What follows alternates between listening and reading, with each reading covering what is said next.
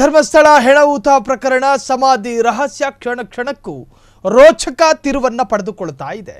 10 ದಿನದ ವರದಿ ಪಡೆದ ಎಸ್ಐಟಿ ಮುಖ್ಯಸ್ಥ ಮೊಹಾಂತಿ ಧರ್ಮಸ್ಥಳದ ಸಮಾಧಿ ರಹಸ್ಯ ಕ್ಷಣ ಕ್ಷಣಕ್ಕೂ ರೋಚಕತೆ ರಣ ರೋಚಕ. 10 ದಿನದ ವರದಿ ಪಡೆದ ಎಸ್ಐಟಿ ಮುಖ್ಯಸ್ಥ ಎಸ್ಐಟಿ ತಂಡದಿಂದ ವರದಿ ಪಡೆದ ಪ್ರಣವ್ ಮೊಹಾಂತಿ ಸಭೆ ಬೆನ್ನಲ್ಲೇ ಮೊನ್ನೆಯ ಹೊಸ ಜಾಗಕ್ಕೆ ಲಗ್ಗೆ. ಪಾಯಿಂಟ್ ನಂಬರ್ 11A ಅದರಲ್ಲಿ ಎಸ್ಐಟಿ ಪರಿಶೀಲನೆ.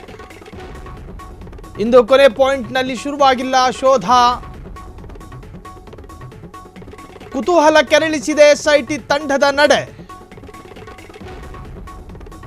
ಹೊಸ ಸ್ಥಳದಲ್ಲಿ ಮತ್ತಷ್ಟು ಅಸ್ಥಿ ಪಂಜರಗಳು ಸಿಗುತ್ವಾ? ಧರ್ಮಸ್ಥಳದ ಸಮಾಧಿ ರಹಸ್ಯ ಕ್ಷಣ ಕ್ಷಣಕ್ಕೂ ರೋಚಕತೆಯನ್ನ ಕೆರಳಿಸ್ತಾ ಇದೆ. 10 ದಿನದ ವರದಿಯನ್ನು ಪಡೆದ ಎಸ್ಐಟಿಯ ಮುಖ್ಯಸ್ಥ ಪ್ರಣವ್ ಮೊಹಾಂತಿ ಎಸ್ಐಟಿ ತಂಡದಿಂದ ಈಗಾಗಲೇ ವರದಿಯನ್ನು ಪಡೆದಿದ್ದಾರೆ.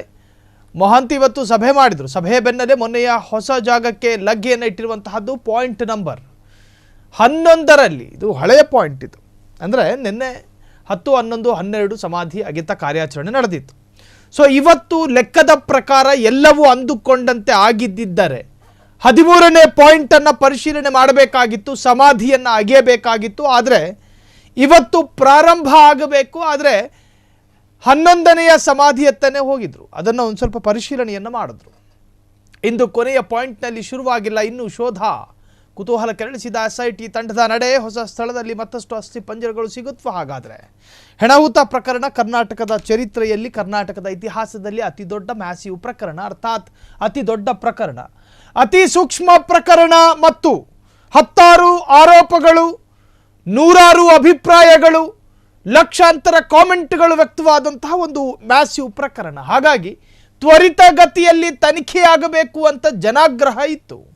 ಅದರ ನಟ್ಟ ನಡುವೆ ಸರ್ಕಾರ ಎಸ್ಐಟಿ ರಚನೆ ಮಾಡಿ ಈಗ ಎಸ್ಐಟಿಯ ತನಿಖೆಯೂ ಕೂಡ ಅದರ ಪಾತಾಳ ಗರಡಿ ಅಂತೇನು ಕರಿತೀವಿ, ಆಳವಾದ ತನಿಖೆ, ಅದು ಅತ್ಯಂತ ಸಕ್ರಿಯರಾಗಿ ಎಸ್ಐಟಿ ಅಧಿಕಾರಿಗಳು ನಡೆಸ್ತಾ ಇದ್ದಾರೆ. ಅವರಿಗೆ ಶ್ಲಾಘನೆಯೂ ಕೂಡ ವ್ಯಕ್ತವಾಗ್ತಾ ಇದೆ. ಆದರೆ ಎಸ್ಐಟಿಯ ನಡೆ ಅಚ್ಚರಿ ಮೂಡಿಸ್ತಾ ಇದೆ.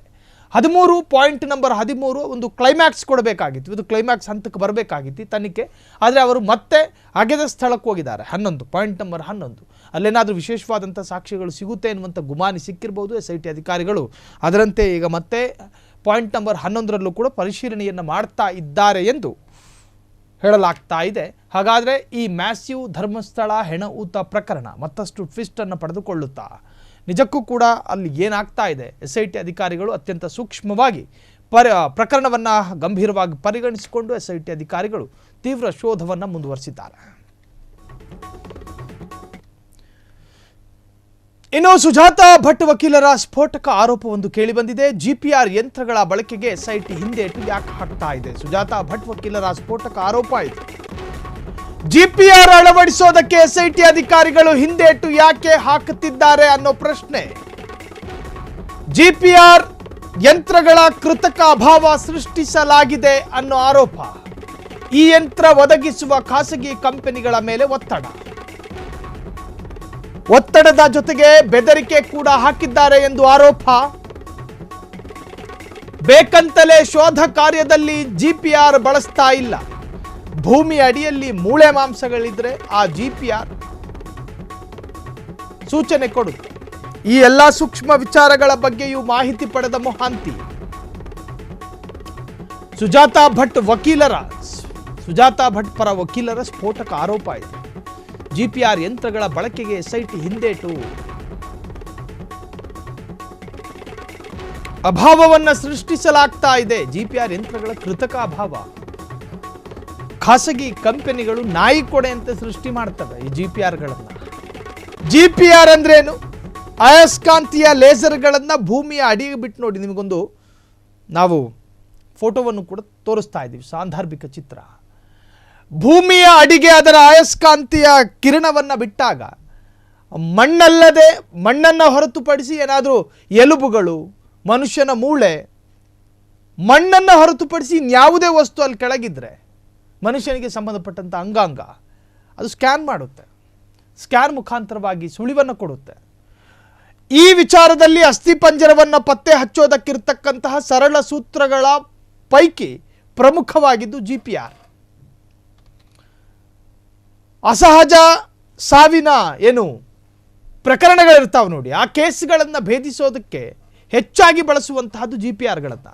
ಬೇರೆ ಬೇರೆ ದೇಶದಲ್ಲಿ, ಕೀನ್ಯಾದಲ್ಲಿ ಸಾಕಷ್ಟು ದೊಡ್ಡ ಮಟ್ಟಗಿನ ಒಂದು ಆಶ್ರಮದಲ್ಲಿ ಈ ಥರದೊಂದು ಪ್ರಕರಣ ಕೇಳಿಬಂದಾಗ GPRನ ಬಳಕೆ ಅಳವಡಿಸಲಾಗಿತ್ತು. ಮನುಷ್ಯನ ಎಲುಬುಗಳು ಇದಾವೆ ಅಥವಾ ಅಸ್ಥಿಪಂಜರಗಳ ಸುಳಿವನ್ನು ಕೊಡೋದಕ್ಕೆ ಅತ್ಯಂತ ಸರಳ ಮಾರ್ಗ ಅಂದರೆ ಅದು GPR ಬಳಸೋದು. ಯಾಕೆ SIT ಅದನ್ನು ಬಳಸ್ತಾ ಇಲ್ಲ? ಪ್ರಜ್ವಲ್ ರೇವಣ್ಣರ ಪ್ರಕರಣದಲ್ಲಿ ತುರ್ಕಿ ಅಥವಾ ಟರ್ಕಿಯ ಅತ್ಯಾಧುನಿಕ ತಂತ್ರಜ್ಞಾನವನ್ನು ಬಳಸಿದ SIT ಧರ್ಮಸ್ಥಳದ ಹೆಣವುತ ಪ್ರಕರಣದಲ್ಲಿ GPRನಂತಹ ಸರ್ವೇ ಸಾಮಾನ್ಯವಾದ ಒಂದು ವೈಜ್ಞಾನಿಕ ಸರಳ ಸೂತ್ರವನ್ನು ಯಾಕೆ ಪ್ರಯೋಗ ಮಾಡ್ತಾ ಇಲ್ಲ ಅನ್ನೋ ಕೂಗು. ಜನರು ಹೇಳಿದ್ದೆಲ್ಲವೂ SIT ಅಧಿಕಾರಿಗಳು ಕೇಳಬೇಕಂತೇನೂ ಇಲ್ಲ. ಆದರೆ ತನಿಖೆಗೆ ಉಪಕಾರ ಮತ್ತು ತನಿಖೆ ಇದರ ಪಾತಾಳ ಗರಡಿ, ಆಳ ಅಗಲ ತನಿಖೆಯ ತೀವ್ರತೆ ಅತ್ಯಂತ ಸುಲಭವಾಗಿ ಜನರ ಮನಸ್ಸನ್ನು ಸೆಳೀತಾ ಇದೆ. ಹೆಣಹುತ ಪ್ರಕರಣಕ್ಕೆ ಜನ ಪ್ರತ್ಯೇಕವಾದ ಕಾಳಜಿ ವಹಿಸುವಂತಾಗಿದೆ. ಹಾಗಾಗಿ ಜನ ಸ್ವಲ್ಪ ಆಗ್ರಹ, ಜನರ ಮನವಿಗಳು ಎಲ್ಲವೂ ವ್ಯಕ್ತವಾಗುವಂತಹದ್ದು ಸ್ವಾಭಾವಿಕ. ಸೊ ಅದರಂತೆ ಒಂದು ವೇಳೆ ಇದು ಈ ಪ್ರಕರಣದಲ್ಲಿ ಅತ್ಯಂತ ತ್ವರಿತವಾಗಿ ಸುಖಾಂತ್ಯ ಕಾಣುವಂತಹ ರೀತಿಗೆ ಈ GPR ಕಾರಣ ಆಗೋದಾದರೆ ಯಾಕೆ ಪ್ರಯೋಗ ಮಾಡಬಾರ್ದು? GPR ಯಂತ್ರಗಳ ಬಳಕೆಗೆ SIT ಹಿಂದೇಟು ಹಾಕ್ತಾ ಇದೆ ಅನ್ನೋ ಆರೋಪ. GPR ಯಂತ್ರಗಳ ಕೃತಕ ಅಭಾವವನ್ನು ಸೃಷ್ಟಿಸಲಾಗ್ತಾ ಇದೆ. ಈ ಯಂತ್ರ ಒದಗಿಸುವ ಖಾಸಗಿ ಕಂಪನಿಗಳ ಮೇಲೆ ಒತ್ತಡವನ್ನು ಕೂಡ ಹಾಕಲಾಗ್ತಿದೆಯಂತೆ.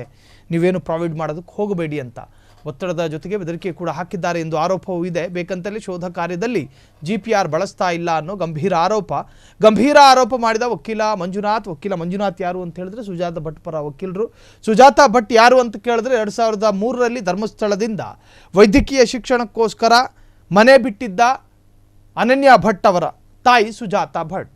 ಮಿಸ್ಸಿಂಗ್ ಕಂಪ್ಲೇಂಟ್ ಕೂಡ ದಾಖಲಾಗಿತ್ತು. ಆ ಹೆಣ್ಣು ಮಗಳು ಸತ್ತಿದ್ದಾರೋ, ಬದುಕಿದ್ದಾರೋ, ಕೊಲೆಯಾಗಲ್ಪಟ್ಟಿದ್ದಾರೋ, ಅತ್ಯಾಚಾರಕ್ಕೊಳಗಾಗಿದ್ದಾರೋ ಈವರೆಗೂ ಅದರ ನಿಖರ ಮಾಹಿತಿ ಬಿದ್ದಿಲ್ಲ. ಸೊ ಆಕೆಯ ತಾಯಿ ಸುಜಾತಾ ಭಟ್ ಪರ ವಕೀಲರು ಈ ಮಂಜುನಾಥ್ ಅವರ ಆರೋಪ ಇಷ್ಟ ಆಗಿದೆ. ಕ್ಷಣದ ಸುದ್ದಿಗಳಿಗಾಗಿ ಫ್ರೀಡಂ ಟಿವಿ ಸಬ್ಸ್ಕ್ರೈಬ್ ಮಾಡಿ, ಲೈಕ್ ಮಾಡಿ ಹಾಗೂ ಫಾಲೋ ಮಾಡಿ. ಹೊಸ ಸುದ್ದಿಗಳ ನೋಟಿಫಿಕೇಶನ್ಗಾಗಿ ಬೆಲ್ ಐಕಾನ್ ಮೇಲೆ ಕ್ಲಿಕ್ ಮಾಡಿ.